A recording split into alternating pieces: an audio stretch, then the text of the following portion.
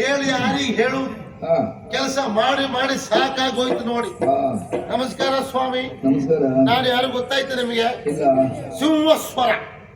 ಸಿಂಹಸ್ವರನ ಇದೇ ಹೆದರಿನವ್ರು ಯಾರೋ ಒಂದು 2 ವರ್ಷಗಳಿಗೆ ಇದ್ರಪ್ಪ ಇಲ್ಲಿ. ನಿಜವಾಗಿ ಆ ಪುಣ್ಯಾತ್ಮರ ಆಳತನಕ್ಕೆ ಅವರ ಸ್ವರಕ್ಕೆ ಸಿಂಹಸ್ವರ ಹೇಳು ಸರಿ ಆಗ್ತಿತ್ತು. ಈಗ ಕಾಲ್ಗಂಟು ನಾವು ಮನೆಯಲ್ಲೇ ಒಯ್ತಾರೆ ಪಾಪ. ಅದೀಗ ಅವ್ರು ಇಲ್ಲ. ಹಾಗಂತ ಅವ್ರಿಗೆ ಸರಿಯಾದ ಹೆಸರೇ. ನನಗೆ ಸಿಂಹಸ್ವರನ ಹೆಸರು ಸಿಂಹಸ್ವರ ಹೇಳ್ಕೊಂಡು ಅರಮನೆಯಲ್ಲಿ ಬಾಯ ಬಿಟ್ರೆ ಸಾಕು, ಕೆಲಸ ಬಂತಂತೇಲೆ ಆಚಾರ ಮನೆಯಲ್ಲೇ ಸತ್ಯ ಹೇಳ. ನನಗೆ ನೋಟ್ ಮಾಡಿ ಸಾಕಾಗಿ ಇಲ್ಲ ಇಲ್ಲ ಗೊತ್ತರೆ ಸಾಕು, ಈ ವರ್ಷಕ್ಕೆ ಸಾಕು, ನಾ ಬೇರೆ ಕಡೆ ಹೋಗ್ತೇನೆ. ಬೇರೆ ಕಡೆ ಹೋಗ್ತೇನೆ, ನೀನು ಬಿಟ್ಟು ಹೋಗ್ತೀಯ? ನಾ ಬಿಟ್ಟು ಹೋಗ್ತೇನೆ. ಸುಮ್ಮನೆ ನನ್ನ ನಿನ್ನೆಲ್ಲ ಬೇರೆ ಯಾರು ಕರೀತಾರೆ ಮರೆ. ಇದು ಬೇಡ, ಅದು ಪ್ರಸಂಗ ಆಯ್ತಿಲ್ಲ, ಇದು ಹೆಚ್ಚಾಯ್ತು ನಿಮ್ದು. ಬೇರೆ ಯಾರು ಕರೆಯುವುದಿಲ್ಲ ಅಂತ ಹೇಳ್ಬೇಡಿ, ಕರೆಯೋರು ಬಹಳ ಜನ ಇದ್ದಾರೆ. ಆದ್ರೆ ಆಗುವ ಸಮಸ್ಯೆ ಏನು ಕೇಳಿ. ಇಲ್ಲಿಂದ ಬಿಟ್ಟು ಬೇರೆ ಕಡೆ ಹೋದಾಗ ಕರೆದ್ರು ಇಷ್ಟು ಕೊಡೋರು ಯಾರ? ಅಕ್ಕ ವಿಷಯ ಅದು. ಇಷ್ಟೇ ಕೊಟ್ಟರೆ ನೀವು ಇಲ್ಲಿ ಇರ್ತಿದ್ರ, ನೀವು ಜಾಗ ಬಿಡ್ತಿದ್ರಿ. ಅಷ್ಟು ಸಿಗುದಿಲ್ಲ ಅಂತ ಗೊತ್ತಾಗಿ ಇಲ್ಲೇ ಗಟ್ಟಿ ಕೂತ್ರಿ ನೀವು. ಅದೆಲ್ಲ ಸ್ವಾಮಿ. ಒಮ್ಮೊಮ್ಮೆ ಕೆಲಸ ಹೆಚ್ಚಾದಾಗ ಆ ಮಾತು ಬರೋದು ಸಹಜ, ಅದರ್ಥ ಸತ್ಯವೇ ಅಂತಲ್ಲ. ಈಗ ಬಹಳ ವರ್ಷ ಇದ್ದವ ಬಿಟ್ಟು ಹೋಗ್ತಾನೆ ಅಂತಾದ್ರೆ ಅವನಿಗಂತ ಸಮಸ್ಯೆ ಆಗಿರ್ಬೇಕು ಅಂತ ನೋಡಿ. ಸತ್ಯ ಹೇಳ್ತೇನೆ, ನಾನು ಬಂದ ಆ ದಿನದ ಇವತ್ತಿನವರೆಗೂ ನನಗೆ ಇಲ್ಲಿ ಯಾವ ಸಮಸ್ಯೆಯೂ ಆಗಲಿಲ್ಲ.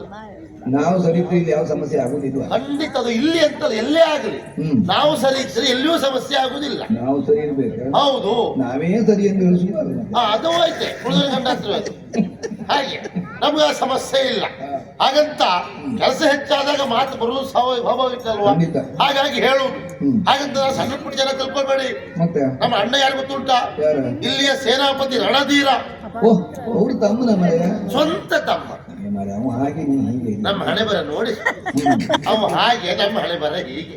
ಅವನ ಹತ್ರ ಬಡ್ಕೊಂಡೆ, ನಿಮ್ಮಂತವ್ರು ಹೀಗೆ ಹೇಳ್ತರು ಮಾರಾಯ, ನೀವ್ ಒಳ್ಳೆ ಹುದ್ದೆಯಲ್ಲಿ ಇದ್ದೀಯಾ, ನನಗೊಂದು ಒಳ್ಳೆ ಹುದ್ದೆಯಲ್ಲಿ ಕೊಡಿಸು ಅರಮನೆಯಲ್ಲಿ ಅಂತ ಹೇಳಿದ್ರೆ ಅವ ಎಂತ ಹೇಳಿದೆ ಗೊತ್ತುಂಟ?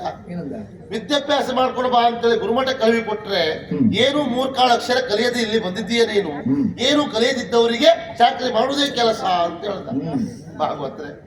ನನ್ನ ಗೋಳು ಯಾರಿಗೆ ಹೇಳುದು ಮಾರಾಯ? ನನಗೆ ಉಳಿದದ್ದೆಲ್ಲ ತಲೆಗೆ ಹೋಗ್ತದೆ ಮಾರಾಯ. ಓದ್ಲಿಕ್ಕೆ ಬರೀಲಿಕ್ಕೆ ಒಂದು ಬರುವುದಿಲ್ಲ ಮಾರಾಯ. ಓದ್ಲಿಕ್ಕೆ ಬರುವುದಿಲ್ಲ. ದೇವರು ಒಳ್ಳೇದು ಮಾಡ್ದ ಮಾರಾಯ, ದೇವರು ಒಳ್ಳೇದು ಮಾಡ್ದಂತೆ. ಎದಕ್ಕೆ ಅಂದ್ರೆ ನಿಂಗೆ ಅಂತ ಓದ್ಲಿಕ್ಕೆ ಬರೀಲಿಕ್ಕೆ ಬರುವುದಿಲ್ಲ, ವಿದ್ಯೆ ಗೊತ್ತಿಲ್ಲಿದ್ದು ಇಷ್ಟು ಜೋರಿದ್ದೆ ನೀನು. ಇನ್ನೇನಾದ್ರೂ 4 ಅಕ್ಷರ ಕಲ್ತು ವಿದ್ಯೆ ಕಲ್ತ್ರೆ ಊರು ಹಿಡ್ತಿದ್ಯಾ ಮಾರಾಯ ನೀನು. ನಂಗೆ ಈಗ ಗೊತ್ತಾಯ್ತು ನನ್ನ ತಲೆ ಯಾಕೆ ವಿದ್ಯೆ ಹೋಗ್ಲಿಲ್ಲ ಅಂತ. ನಿಮ್ಮ ಶಾಪ ಅಂತ ನಂಗೆ ಇವತ್ತು ಗೊತ್ತಾಯ್ತು. ಯಾರ ಶಾಪ ಆದ್ರೂ ಬೇಕು, ನಿಮ್ಮ ಜಾತಿರ ಶಾಪ ಯಾರಿಗೂ ಬೇಡ ಮಾರಾಯ. ತೊಳ್ಕೊಳ್ಳಿಕ್ಕೆ ಬಹಳ ಕಷ್ಟ ಉಂಟು ಅದು. ವಿದ್ಯೆ ಕಲಿಯದೆ ಹೀಗಾಯ್ತು ಹಣೆ ಬರ ನೋಡಿ. ಹಾಗಂತ ಯಾರ